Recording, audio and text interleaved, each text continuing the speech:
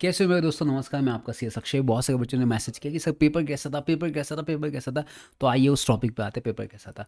CA inter का law का paper था आज बच्चों का। वो पेपर ठीक ठाक था। मैं कहूँ कि बहुत सारे बच्चों ने मैसेज किया कि सर पेपर में तो सब कुछ आता था, बट बहुत लेंदी पेपर था, अटेम्प्ट ही नहीं कर पाया 100%। तो मैंने मैक्सिमम अगर 100 बच्चों का रिप्लाई अगर मैं देखूँ, उसमें से 90% बच्चों ने कहा कि पेपर बहुत लेंदी था, बहुत वास्ट था। अब मैं एक चीज़ कहूँगा बच्चों, देखिए पेपर तो ऐसे ही आएगा, बिकॉज सी इंटर है, कोई फाउंडेशन नहीं है। और जैसे जैसे आप आगे बढ़ोगे वैसे वैसा डिफिकल्टी लेवल वो बढ़ते जाएगा, ऑब्वियस बात है। तो आप लोगों ने अगर मेहनत की होगा, अच्छे से पढ़ाई की होगी, तो ऑब्वियस बात है ये पेपर आपको इजी गया होगा एंड आपने 100% अटेम्प्ट किया होगा।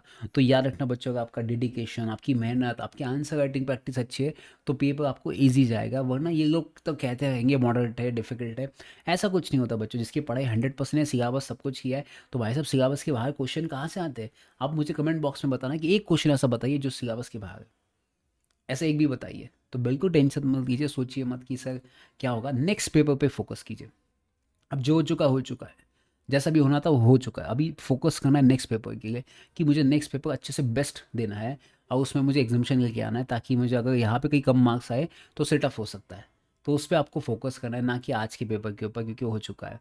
एंड दूसरी चीज़ बच्चों याद रखना, जितना आप आंसर राइटिंग प्रैक्टिस करोगे, जितना आप मेहनत करोगे, उतने ही आपके मार्क्स मिलने वाले हैं। तो पेपर कैसे भी है डिफिकल्ट, ये डिपेंड करता है आपके पढ़ाई के ऊपर। मुझे कमेंट बॉक्स में बताना, एक भी क्वेश्चन का स्क्रीनशॉट भेजना कि ये क्वेश्चन बहुत डिफिकल्ट था सी एंट्रल लॉ में, ये क्वेश्चन सिलेबस के बाहर था, ये क्वेश्चन हमें आता ही नहीं, किसी को नहीं आया। अब मुझे बताना, फिर मैं आपको बताता हूँ। तो ऐसा मत सोचिए पेपर के बारे में नेगेटिव। तो पेपर ऐसे ही होंगे, सी एंट्री भाई साहब, अगर बीकॉम की तरह होगा एकदम ईजी, तो हर कोई इसको देगा ना, सीधी सी बात है। तो मेक श्योर दैट कल की प्रिपरेशन कीजिए, परसों के लिए बहुत अच्छे से।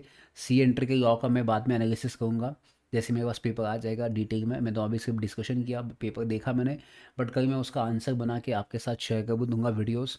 एंड याद रखना बच्चों, अभी कोई टेंशन मत लेना है, बहुत इजी पेपर आएंगे आपके के साथ। हम आपके साथ है, कोई भी टेंशन आता है, कोई भी डाउट आता है, तो टास्क एकेडमी पे आप कांटेक्ट कीजिए, हम आपके साथ हैं। तो फोकस कीजिए नेक्स्ट पेपर के लिए। इस पेपर को ठीक ठाक था पेपर, सबको ही ठीक ठाक था, किसी को इजी नहीं था, किसी को डिफिकल्ट भी नहीं था। तो आप बिंदास नेक्स्ट पेपर के लिए फोकस कीजिए। All the best.